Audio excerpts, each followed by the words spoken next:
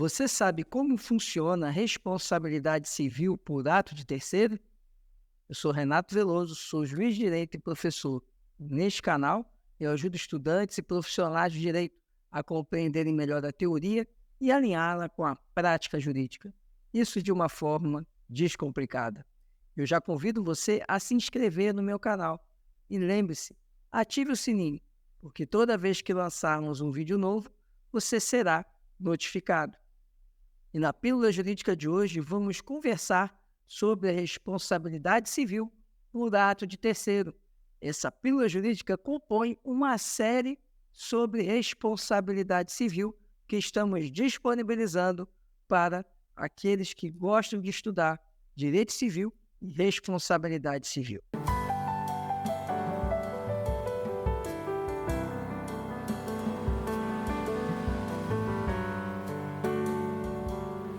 É possível que um sujeito seja chamado a responder por um ato que não praticou, quando um terceiro, que está ligado ao sujeito por uma questão contratual ou legal, causa um dano a outrem. Essa responsabilidade do agente que não fez a conduta por um terceiro que praticou a conduta danosa é uma responsabilidade objetiva.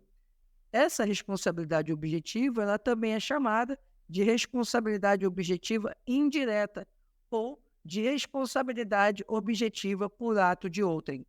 Ela está regulada nos artigos 932 e 933 do nosso Código Civil.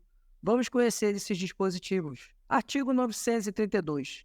São também responsáveis pela reparação civil, primeiro, os pais, pelos filhos menores que estiverem sob a sua autoridade e em sua companhia. Segundo, o tutor e o curador, pelos pupilos e curatelados, que se acharem nas mesmas condições. Terceiro, o empregador ou comitente, por seus empregados serviçais e prepostos, no exercício do trabalho que lhes competir ou em razão dele. Quarto, os donos de hotéis, hospedarias, casas ou estabelecimentos onde se albergue por dinheiro, mesmo para fins de educação, pelos seus hóspedes, moradores e educandos. Quinto, os que gratuitamente houverem participado nos produtos do crime, até a concorrente quantia. Artigo 933. As pessoas indicadas nos incisos 1º a 5º do artigo antecedente, ainda que não haja culpa de sua parte, responderão pelos atos praticados pelos terceiros ali referidos. Percebemos, então, pelos artigos 932 e 933, que as pessoas ali responsáveis, ou seja, os pais em relação aos filhos menores, tutores pelos tutelados, curadores pelos curatelados, empregadores em relação aos seus empregados, eles respondem pelos atos danosos que aqueles sobre quem eles têm responsabilidade praticarem. E essa responsabilidade é objetiva, ou seja, o pai, o empregador, ele responde independentemente de culpa. Isso é natural, já que ele vai responder por uma ação de terceiro.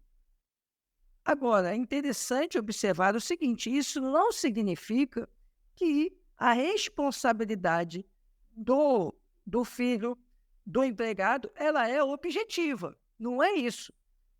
O filho, o empregado, vai agir culposamente, vai cometer um ato ilícito, mas na hora de ele ser responsabilizado, a responsabilidade não recairá sobre ele, e sim sobre aquele que detém ali a relação de poder ali do pai, de autoridade do pai sobre o filho, ou a relação contratual, no caso do empregador, o empregado. Prestem muita atenção nisso. Não significa, portanto, que não poderá haver exclusão da culpa daqueles terceiros. É possível que aqueles terceiros não tenham agido com culpa ou que haja um excludente de responsabilidade para eles.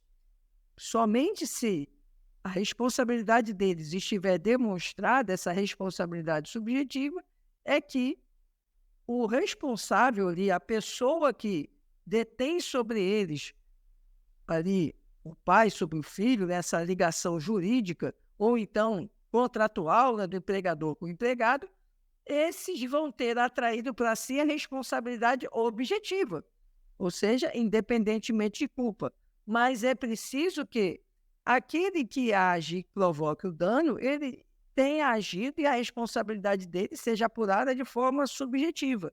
Portanto, é possível as excludentes, não só da culpa, mas da própria responsabilidade em relação ao ato ali do terceiro. Analisando o artigo 932, inciso 1º, nós percebemos que para que haja a responsabilidade dos pais, não vai ser simplesmente pelo fato deles serem os pais.